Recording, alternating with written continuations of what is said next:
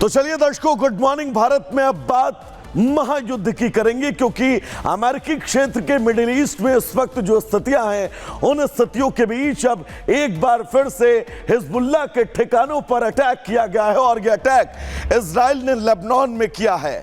Lebanon में Hezbollah के ठिकानों पर जबरदस्त बमबारी की गई। हिजबुल्लाह के कई ठिकानों को क्षण भर में निस्तानाबूद कर दिया गया। ये वो तस्वीर है जिस तस्वीर के जरिए लेबनान में हालात इस वक्त क्या हैं, और इजराइल ने जो सौगंध हिजबुल्लाह के खात्मे की खाई थी, उस खात्मे और अपनी सौगंध को पूरा करने के लिए किस कदर वो लगातार आगे बढ़ रहा है। लेबनान के तमाम इलाके इस वक्त तबाही के इस आलम में जूझते हुए नजर आ रहे हैं। चलिए अब महायुद्ध से जुड़ी एक और बड़ी खबर आपको बता दें। लेबनान में हिजबुल्लाह का एक और कमांडर मारा गया है। आईडीएफ के हमले में हिजबुल्लाह का कमांडर अहमद जाफर ढेर हुआ है। इजरायली सेना ने हिजबुल्लाह के टनल को उड़ाया था और इस टनल में कमांडर मौजूद था, क्योंकि हिजबुल्लाह को खत्म करने की जो सौगंध और जो बात हम बार बार दोहरा रहे हैं कि हिजबुल्लाह के जितने भी नए कमांडरों की नियुक्ति होती है, सीधा निशाना इजराइल उन कमांडर को बनाता है। और एक और कमांडर मारा गया है इजराइल के इस हमले में। लेबनान में हिजबुल्लाह का एक और कमांडर ढेर हुआ है। ये बड़ी खबर आपको बता दें, और साथ ही आपकी टीवी स्क्रीन के दाहिने तरफ वो तस्वीर भी हम आपको दिखा रहे हैं, जिस तस्वीर के जरिए आप ये समझ सकते हैं कि इस वक्त लेबनान के हालात कितने ज्यादा भीषण हैं। दरअसल मिडिल ईस्ट महायुद्ध की आग में जल रहा है। इजराइल के अटैक के बाद ईरान ने यह बिल्कुल साफ कर दिया है कि वो चुप नहीं बैठेगा, बल्कि बदला लेगा। यानी ईरान फिर इजराइल पर मिसाइल अटैक करेगा तो फिर इजराइल बम बरसाएगा। यह सिलसिला दरअसल दुनिया को अब तीसरे विश्व युद्ध की तरफ ढकेल रहा है।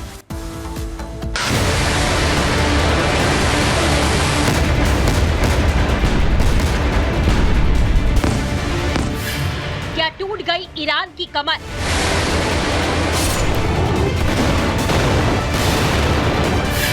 हिजबुल्लाह पर कहर बनकर टूटा आईडीएफ। 3 कमांडोज को उतारा मौत के घाट। आतंकियों का संपूर्ण विनाश करने के लिए लगातार सैन्य अभियान चला रहे इजराइल ने हिजबुल्लाह के 3 बड़े कमांडरों को मार गिराया। इजरायली वायुसेना ने लेबनान के बिंट जेबिल क्षेत्र में हिजबुल्लाह कमांडर अहमद जाफर माटौक को एयर स्ट्राइक में मार दिया, जिसके बाद बिंट जेबिल क्षेत्र में ही माटौक के उत्तराधिकारी और उसके हिजबुल्लाह के तोपखानों के प्रमुख को भी मार गिराया। इजरायली सेना के मुताबिक इन तीनों आतंकियों ने इजराइल के खिलाफ कई आतंकवादी हमलों को निर्देशित और अंजाम दिया था। इन आतंकवादियों की दक्षिणी लेबनान से सीमावर्ती इलाकों में रहने वाले इजरायली नागरिकों और आईडीएफ सैनिकों पर टैंक रोधी मिसाइलें दागी गई थी, जिसमें कई लोग मारे गए। वहीं दूसरी तरफ इजराइल ने आखिरकार ईरान से अपना बदला पूरा कर लिया। 25 और 26 अक्टूबर के बीच की रात इजराइल ने ईरान पर सीधा हमला कर दिया। पहली बार इजराइल ने खुलेआम ईरान की धरती पर बमबारी की और इसका ऐलान भी किया। इजरायली लड़ाकू विमानों ने राजधानी तेहरान समेत ईरान के कई शहरों पर भयानक हमले किए। कई घंटों तक ईरानी आसमान में इजरायली लड़ाकू विमानों का राज था और इस दौरान विमानों ने पहले से तय किए ठिकानों पर बम बरसाए। ईरान पर नजर रखने वाले जानकारों के हवालों से खबर है, इजराइल के निशाने पर मुख्यतः ईरानी सैन्य ठिकाने और उसके हथियार डिपो थे। इजराइल ने ईरान की बैलिस्टिक मिसाइल की फैक्ट्री को पूरी तरह से बर्बाद कर दिया। इस फैक्ट्री को चालू करने में ईरान को 2 साल तक का समय लग सकता है। तेहरान के पास मौजूद पारचीन बेस बैलिस्टिक मिसाइलों के लिहाज से बेहद अहम था।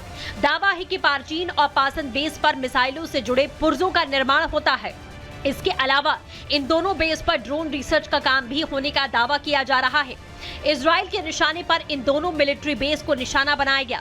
माना जा रहा है कि अब ईरान दूसरी बार इजराइल पर सीधा हमला कर सकता है, जिससे युद्ध की इस आग को और भड़काने की आशंका पैदा हो गई है।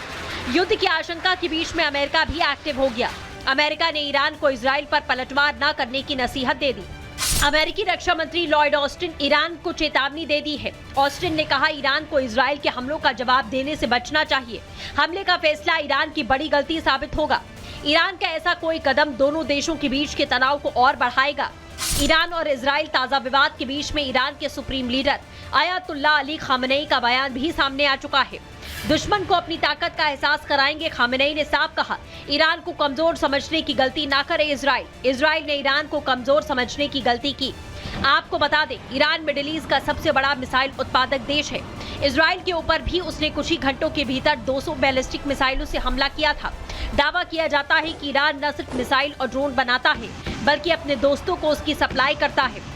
दावा है ईरान रूस को मिसाइल सप्लाई करता है, जिसका इस्तेमाल यूक्रेन युद्ध में किया जा रहा है। इसके अलावा हूती और हिजबुल्लाह को भी घातक ड्रोन देता रहा है। माना जा रहा है कि ईरान अपने दोस्त देशों जैसे रूस, उत्तर कोरिया से मिसाइल फैसिलिटी को फिर से ठीक करने में मदद ले सकता है, लेकिन इसमें काफी वक्त लगेगा।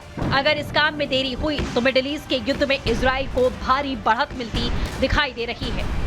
Bureau report, Republic Bharat. तो चलिए दर्शकों, गुड मॉर्निंग भारत में आगे बढ़ेंगे और अगली खबर जो हम आपको बताने जा रहे हैं वो खबर आपको कहीं ना कहीं से खुश कर देगी। और जिस तरह से भारत अपनी संप्रभुता के लिए हमेशा अडिग रहा है, उस दिशा में एक और मजबूत कदम बढ़ा है। दरअसल चीन ने LAC से अपनी सेना को पीछे कर लिया है, लेकिन चीन भारत के सामने घुटने टेकने को मजबूर क्यों हुआ है, इस रिपोर्ट के जरिए आपको पूरा विस्तार बताते हैं।